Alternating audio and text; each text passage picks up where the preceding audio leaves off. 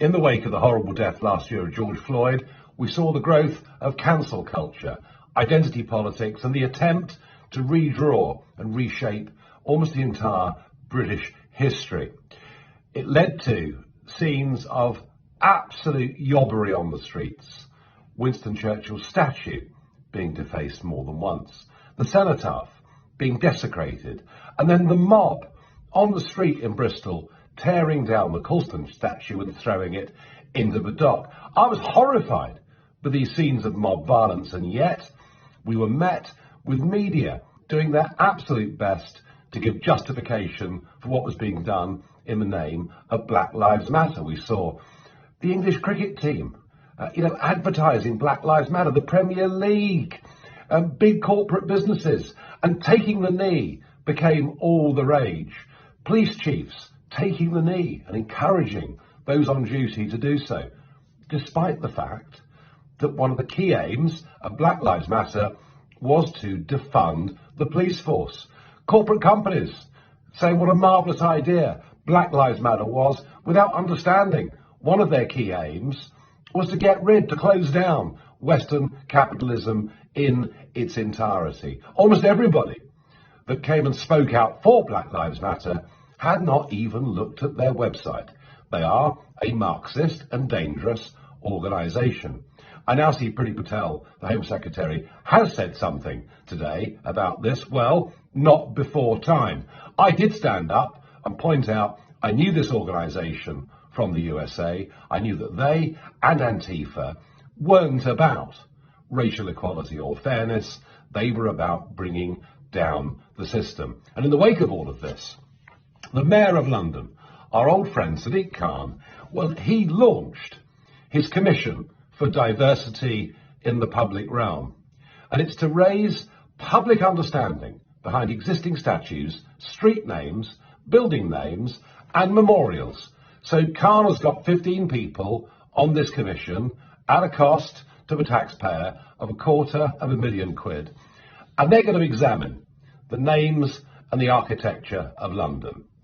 Do you think they'll do it in a fair and objective way? Well, I'm very grateful to the Guido Fawkes website for flagging this up yesterday, because they've outlined some of the members of this commission. And I want to share this with you, because so that you're ready and prepared for when this commission reports, because I think when it comes to changing British history, when it comes to demonising our former heroes, I suspect we ain't seen nothing yet. Let's begin with Toyin Agbetu. Let's just see this clip. Let go of me! You think you're going to let go of me? Let go of me! The service came to a halt. The congregation watched as, still standing a few yards from the Queen, the protester Toyin Agbetu demanded that Britain issue a formal apology for its part in the slave trade. The word sorry is so hard to say, and you, the Queen, can you let me go? I'll punch you out. So this lout heckles the Queen, says she should be ashamed, and then when he's restrained, threatens to punch a police officer. I'm not sure he's the kind of person who objectively can decide how London portrays its history, because it seems to me he pretty much hates the way the country is. We can go next to Andrea Emmerleaf, who expressed her delight at the guerrilla-style statue removal in Bristol. She said she described seeing the crane, lifting it from its plinth and dumping it into the dock. She felt a rush of adrenaline. Well, I don't know. But, I mean, she's clearly got a mission.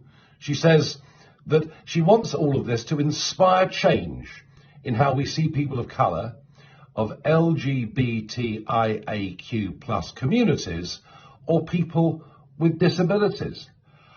Riz Ahmed is perhaps the best known person on this commission, an actor, very high profile. This is what he had to say, with an appropriate bleep. This is what he had to say about our Prime Minister. What do you think about Boris becoming Prime Minister? Oh man, it is like a bit of a first. Because obviously you've had, female Prime Ministers, you had an African American president, and now for the first time we've got an out and out complete as Prime Minister. Do you know what I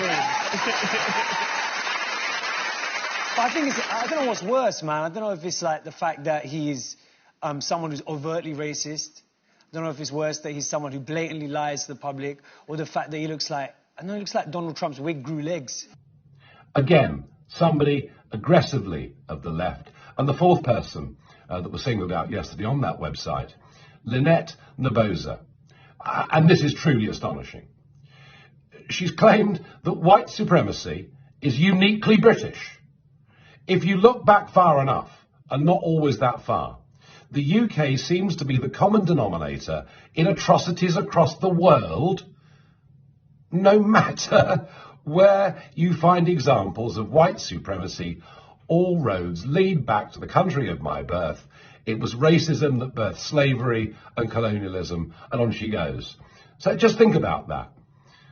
We are the common denominator in atrocities across the world. Had you noticed what the French Empire did to their colonies, what the Spanish Empire did, what the Portuguese Empire did, and don't even start me on what the Germans tried to do twice to the world? Has she any idea that in relative terms, the British Empire was very benign compared to what everybody else in the world was doing? And do any of these people have a clue that when it comes to slavery, we were the first country, not just to abolish slavery, but to use the Royal Navy over decades to stop other countries from practicing the slave trade? Of course, our history contains episodes that we may not regard as being perfect today. But our history, compared with virtually every other country, is one that we can be very rightly proud of. Now, one of those people who took the knee earlier this year was, of course, the Labour leader, Sir Keir Starmer.